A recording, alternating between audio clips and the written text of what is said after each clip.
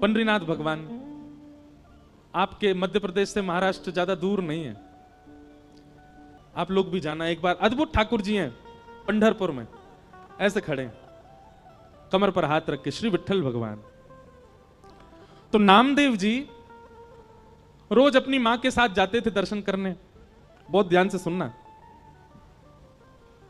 नामदेव जी रोज ठाकुर जी से कहते, ठाकुर जी हम भोग बना के मंदिर लाते हैं, आपको पवाते हैं, कभी ऐसा अनुग्रह करो ना कि आप घर आके ही पाओ हमारे। वहीं मां गरम गरम चूल्हे पर रोटी बनाएगी, आप थाली पर बैठना, मैं आपको परोसा करूंगा, मेरे घर पे आके आप प्रसाद पाओगे, बड़ी कृपा होगी। रोज नामदेव जी कहते, हमारे घर कब आओगे, हमारे घर कब आओगे।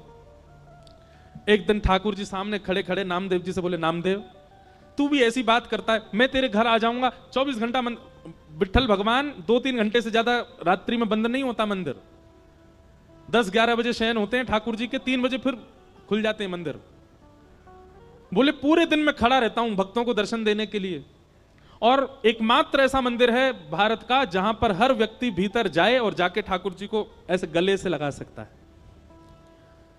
इतने भक्त आते हैं दर्शन करने के लिए, सबको दर्शन देता हूं मैं।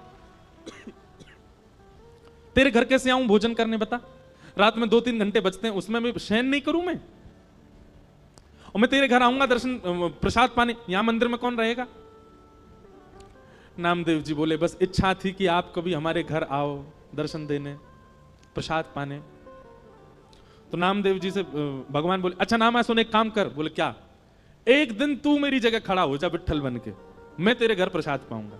नामदेव जी बोले, ये कैसे संभव? बोले सब संभव है, मैं श्रृंगार करूंगा तेरा, कोई पहचान ही नहीं पाएगा कि नामदेव खड़ा है, सबको लगेगा कि ये तो पंडरीनाथ है।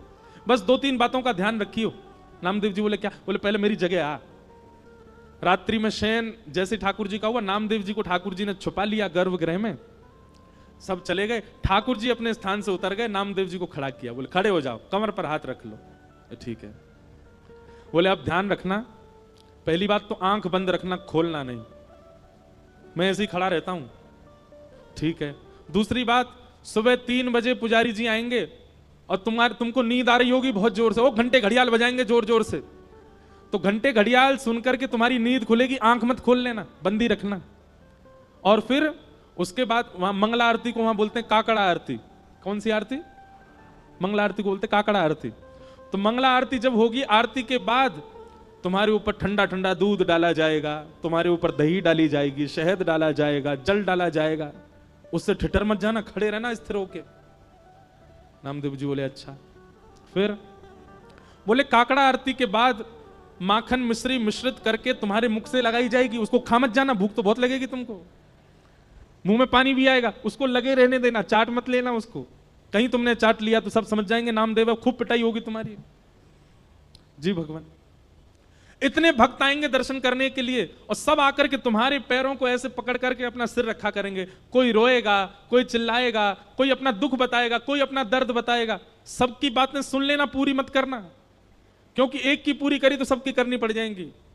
वो सब विधान कर्म का है, सब अपने कर्म से सब भोग लेंगे, पालेंगे, वो सब मैं कर लूंगा व्यवस्थित, तुम मत कर देना। नामदेव जी तो उतरने लगे, जय जय मत आओ भोजन करने, आप खड़े हो जाओ। ठाकुर जी बोले नहीं, अब तो मैं जाऊंगा, अब तू खड़ा रहे यहीं पे। और नामदेव जी को खड़ा करके भगवान ने उनके अंग का स्पर्श किया, बिल्कुल ऐसे खड़े हो गए जैसे विठल भगवान। ठाकुर जी बोले अब खड़ा रहे, मैं जा रहा हूं तेरे घर।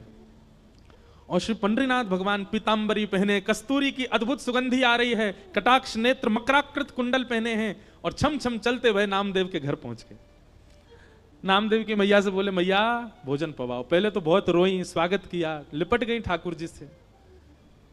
मैया बोली नामा गया था आपको लेने, वो कहां है? ठाकुर जी बोले वो व्यस्त है, हमारी जगह खड़ा है मंदिर में। मैया जल्दी भोजन पवाओ। और नामदेव जी की माता जी खूब प्रेम से रोटी बना बना के पवा रही हैं। वहां नामदेव जी खड़े हैं चुपचाप, और मन में सोच रहे हैं निमंत्रण मैंने दिया था, सुख मां को मिल रहा है पूरा। इतने में ही पुजारी आ गए, घंटे घड़ियाल बजने लगे, जोर जोर की घंटों की आवाज सुन के नामदेव जी घबरा गए, पर तुरंत स्थिर हो गए, हिलना नहीं है। ठाकुर जी कह के गए, कपाट खुले, बोल पंडली वरदे श्री हरि विठल ज्ञान देव तुकाराम, श्री पंडरीनाथ भगवान की। सब जय जयकार करने लगे। नामदेव जी स्थिर खड़े हैं। अभिषेक हुआ, मुख पे मक्खन लगा दिया, सब काम जो जो ठाकुर जी बता गए सब हुआ। जैसे ही काकड़ा आरती होने लगी तो पंडरीनाथ भगवान नामदेव जी के घर बैठे थे। घर बैठे बैठे ठाकुर जी के मन में आयो, मैया चलो नामा से मिलके आते हैं। और एक काली सौल ठाकुर जी ने ओढ़ी, सिर के ऊपर डाल ली, अपना रूप छुपा लिया कि किसी को दिखूं ना। और भक्तों की पंगत में लंबी लाइन में ठाकुर जी खड़े हैं अपने भक्त को देखने के लिए। जैसे ही ठाकुर जी भीतर पहुंचे और अपनी ब्रह्म वेदी पर जब नामदेव को खड़ा हुआ देखा, ठाकुर जी दूर से बलैया लेने लगे, आहा नामा कितना अच्छा लग रहा है, कितना प्यारा लग रहा है मेरा नामा। ठाकुर अब वहां सब गर्भगृह में जाते हैं। जैसे ही ठाकुर जी गर्भगृह में पहुंचे, कंबल उम्बल में ढक के गए थे, नामदेव जी को पता चल गया ठाकुर जी आए हैं। ठाकुर जी मनी मन नामदेव से बात कर रहे हैं, बोले नौच लूं तुझे? नामदेव कह रहे नहीं नहीं भगवान, मैं उछट जाऊंगा, पुजारी पकड़ लेंगे मुझको। ज्यों ज्यों ठाकुर जी पास आए, नामदेव जी कह रहे हैं ठाकुर जी आप प्रणाम मत करना मुझको। ठाकुर जी बोले नहीं, आज तो प्रणाम करूंगा, आज तो वंदन करूंगा। और ठाकुर जी जाकर के नामदेव के चरणों से लिपट जाते हैं। नामदेव जी के नेत्रों से अश्रुपात होने लगे। बोले नाथ, हम एक कृपा की आकांक्षा करते हैं, आप इतना भंडार क्यों लिटा देते हैं? ठाकुर जी बार बार रोम रोम की बलैया नामदेव की लेते हैं। और तब से लेकर आज तक पंढरपुर में नियम है कि साल के 365 दिन में से एक दिन आज भी ऐसा मान्यता है कि वहां श्री पंडरीनाथ भगवान नहीं होते, वहां नामदेव जी ही खड़े होते हैं। और सुनो बात तो सुनो पूरी, एक दिन वहां नामदेव जी खड़े होते हैं और सब पुजारी और मंदिर प्रशासन के लोग सब दर्शनार्थियों को प्रणाम करते हैं, क्योंकि दर्शनार्थियों के अंदर ही, दर्शनार्थियों के रूप में ही रूप बदल करके पंडरीनाथ दर्शन करने आते हैं नामदेव जी का। कौन कहता है कि ठाकुर जी कृपालु नहीं है? कौन कहता है ठाकुर जी अनुग्रह नहीं करते? आज भी करते हैं। ऐसे भक्त ठाकुर जी को अति प्रिय हैं, इनको कहते हैं निर्गुण भक्त। आप कहेंगे नामदेव जी ने ऐसी क्या निर्गुणता थी? सुनिए, आज भी आप जाएंगे पंढरपुर में तो पंढरपुर का जो मुख्य द्वार है पंडरीनाथ भगवान का, वहां आप जाकर के देखेंगे तो श्री नामदेव जी महाराज की समाधि पता है कहां है? मंदिर की जो सीढ़ियां हैं चढ़ने वाली, उन सीढ़ियों में नामदेव जी की और पूरे परिवार की समाधि है। नामदेव जी का भाव है, आज से लेकर के जब तक पंडरीनाथ भगवान विराजे रहेंगे, हमारी इच्छा है जितने दर्शनार्थी आए हमारे ऊपर होकर के पंडरीनाथ का दर्शन करने जाएं, सबकी चरण रज हमको प्राप्त हो। फिर बाद में कुछ राजाओं ने और मंदिर प्रशासन ने उस स्थान को बंद कर दिया, बोले हमको पीड़ा होती है जब नामदेव जी के ऊपर पैर रख करके हम लोग दर्शन करने जाते हैं। पर नामदेव जी आज भी वहां पहाड़ी में सिड्डियों के भीतर नामदेव जी की समाधि है, बैठे हैं ठाकुर जी।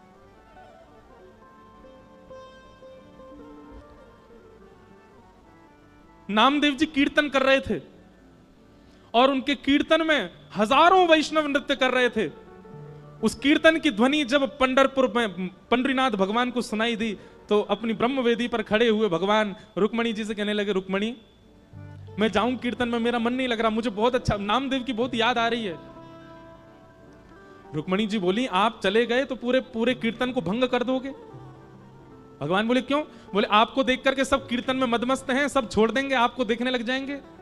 ठाकुर जी बोले मैं रूप बदल के चला जाऊंगा, मैं पीछे जाके खड़ा हो जाऊंगा, मैं किसी के सामने नहीं जाऊंगा, पर मुझे कीर्तन सुनने जाने दो। रुक्मणी जी बोली अच्छा ठीक है जाओ। ठाकुर जी रूप छिपा करके कीर्तन में पहुंचे। नामदेव जी आनंद में भर करके कीर्तन कर रहे थे और नामदेव जी के कीर्तन को सुनते सुनते सुनते ठाकुर जी इतने मंत्रमुग्ध हो गए कि भूल गए कि मुझे खुद को छुपाना है। वस्त्र हट गए, ठाकुर जी का रूप प्रकट हो गया, सब वैष्णव ठाकुर जी को देखने लगे। ठाकुर जी उछल उछल करके नृत्य करते करते करते करते बीच बीच पंडाल में आ गए और ऐसी जोर से घूम घूम करके नृत्य करने लगे। ठाकुर जी के आभूषण गिरने लगे, अरे कहां तक कहें पीतांबरी तक उतरने लगी ठाकुर जी की, नामदेव जी का कीर्तन सुन के। इतना प्रेम करते हैं ठाकुर जी अपने वैष्णवों से। ऐसे भक्तों को क्या कहते हैं? निर्गुण भक्त।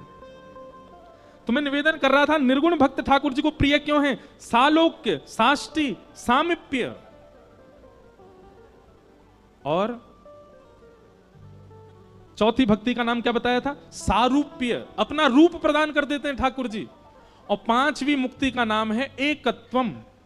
एकत्वम मतलब ठाकुर जी में ही विलीन हो जाते हैं, फिर वो सदा ठाकुर जी में रमे रहते हैं। लेकिन ठाकुर जी कहते हैं मां मेरे निर्गुण भक्त तो इतने त्यागी होते हैं, इतने इतने इतने प्रेमी होते हैं कि मैं पांचों मुक्ति भी उनके सामने प्रस्तुत करता हूं तो दीयमान न ग्रहणंती, वो 5 मुक्ति भी नहीं मांगते, नहीं चाहिए।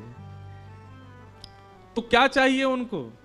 केवल अपनी अपने अपने अंग वस्त्र को पसार करके मुझसे केवल एक ही बात कहते हैं, क्या?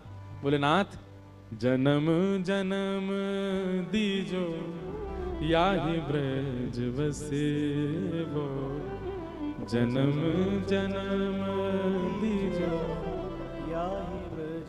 हे नाथ, मैं हर बार जन्म लूं और हर बार जन्म लेकर के आपका दास ही बनूं, आपके ब्रज में जन्मूं, हर बार जन्म लेकर के आपका तिलक लगा के घूमा करूं, गले में कंठी माला पहनूं, हर बार जन्म लेकर के कथा सुना करूं और दोनों भुजा उठा करके उसमें नृत्य किया करूं। नाथ, देना है तो ऐसा वरदान दे दो कि मेरा हर बार जन्म हो और मैं हर बार आपका दास बना करूं।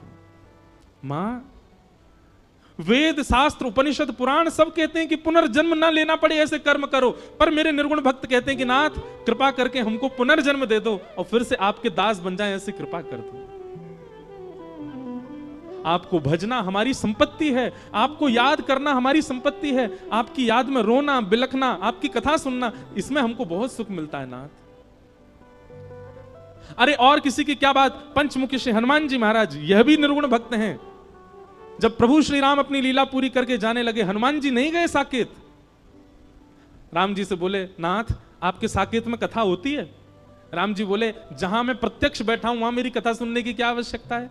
हनुमान जी बोले, तो फिर आप जाइए साकेत, अयोध्या वालों को ले जाइए साकेत, अपने भक्तों को ले जाइए, मैं तो पृथ्वी पर ही रहूंगा और यहीं बैठा बैठा आपकी कथा सुना करूंगा। क्यों?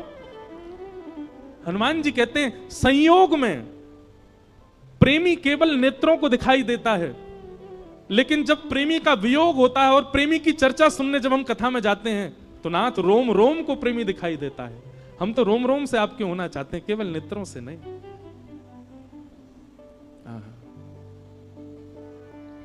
ये जीवन समर्पित चरण में तुम्हारे, निर्गुण भक्त के ये लक्षण है। तुम ही मेरे सर्वस्व, तुम ही प्राण प्यारे, जीवन समर्पित चरण में तुम्हारे, तुम ही मेरे सर्वस्व, तुम ही प्राण प्यारे।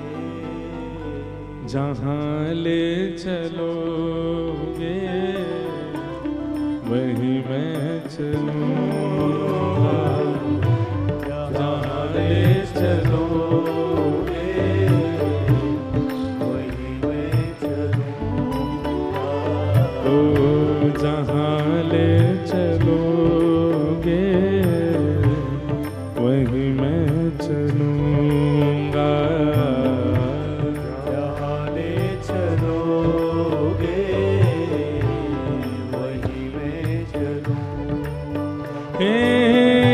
जहाँ नाथ रख दोगे, जहाँ नाथ रख दोगे, जहाँ नाथ रख दोगे, जहाँ नाथ रख दोगे, हो वहीं मैं रहूँगा, जहाँ ले चलो